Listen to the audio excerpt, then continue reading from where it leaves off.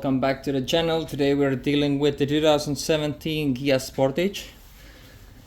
What we got here is problem with the driver's, only the driver power window.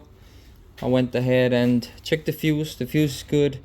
One fuse controls both left front and left rear, so that was working. Our rear one was working, just the power didn't get to the driver window. So replace the switch, wasn't the problem. Replace the motor, was not the problem.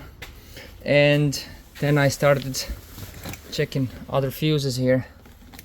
We have a 25 amp fuse, which is safety power window. So that's 25 amp fuse was blown. I've replaced it with the 20 temporarily. That fuse was blown.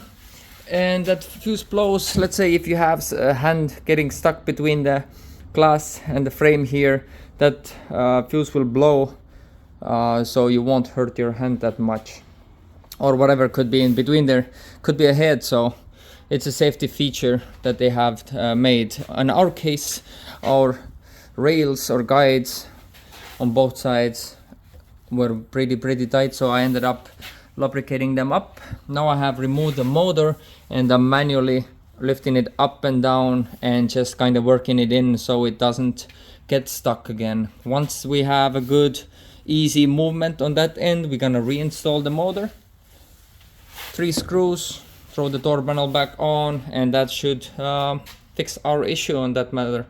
Thank you for watching. Like and subscribe.